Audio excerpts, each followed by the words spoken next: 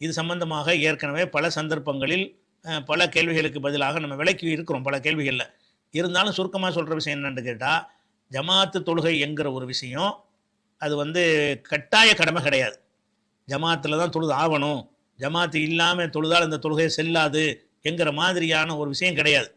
அதே மாதிரி பள்ளிவாசலில் தான் தொழணும், பள்ளிவாசல் அல்லாத எங்கேயும் தொழக்கூடாது என்கிற அளவுக்கு தொழுகையின் நிபந்தனையாக பள்ளிவாசல் ஆக்கப்படலை.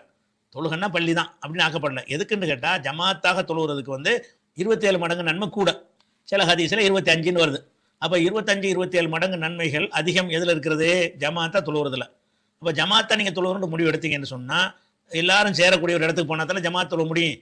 ஜமாத் கூட்டாக தொழுவதுன்னு சொன்னால் பலரையும் ஒருங்கிணைக்கிறதுக்கு ஒரு எண்ணம் வேணும்.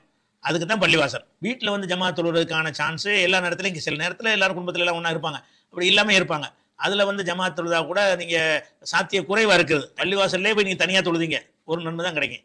வீட்டிலே நீங்கள் ஜமாத்தை தொழுதிங்க 27 மடங்கு நன்மை கிடைக்கும். அப்போ 27 மடங்கு நன்மையுடைய காரணம் வந்து பள்ளி கிடையாது, அந்த நம்பர் தான், ஜமாத்து தான் முக்கியம். இன்னும் ரசூலுல்லாஹ் சொல்கிறாங்க, புகாரில் 651வது ஹதீஸில் சொல்கிறாங்க, ஆலமுன் நாஸி அஜ்ரன் ஃபி ஸலாத்தி, தொழுகையில் ரொம்ப அதிகமான மகத்தான கூலி பெறக்கூடியவர் யார் என்று கேட்டால், அபஅதுஹும், அதிக தொலைவிலிருந்து வரக்கூடியவர், அபஅதுஹும் அம்ஷன், அதிகமாக தொலைவில் நடந்து வரக்கூடியவர் தான் அதிக கூலியை பெறுவாருங்கிறாங்க. இப்போ உதாரணமாக வந்து ஒரு பள்ளிவாசல் வந்து ஒரு 1/2 கிலோமீட்டரில் இருக்குது. 1/2 கிலோமீட்டருக்கு நடந்து போய் அதில் கலந்துக்கிட்டேன்னு வைங்க, அப்போ அதுக்கு கூலி ஜாஸ்தி கிடைக்கிறது. விளங்குதா? ஒருத்தனுடைய பள்ளிவாசல் வந்து அடுத்த வீடு தான் பள்ளிவாசல், இவன் வீட்டுக்கு அடுத்தாப்புல பள்ளிவாசல் இருக்குது, இவன் ஜாஸ்தியாக நடக்க மாட்டான், இவனுக்கு கூலி கம்மியாக கிடைக்குங்கிறாங்க.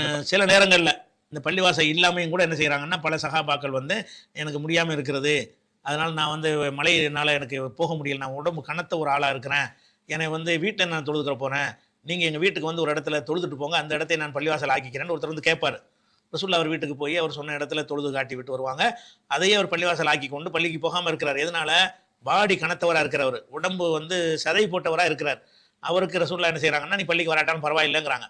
அது வீட்டையே பள்ளிவாசல் ஆக்கிக்கன்னு கேட்கும்பொழுது அதுக்கு அனுமதி கொடுக்குறாங்க. அப்படியும் ரசூலுல்லாஹ் காலத்தில் நடந்திருக்கிறது. அப்படி வீட்டில் தொழக்கூடிய நேரத்தில் நீங்கள் அந்த உங்களுக்கு தெரிஞ்ச பக்கத்து வீட்டுக்காரங்க, ஏற்ற வீட்டுக்காரங்க, வீட்டில் உள்ள மெம்பர்ஸ்களை சேர்த்துக்கொண்டு ஒரு ஜமாத்தா தொழுதிங்கன்னா 27 மடங்கு நன்மை கிடைக்கும்.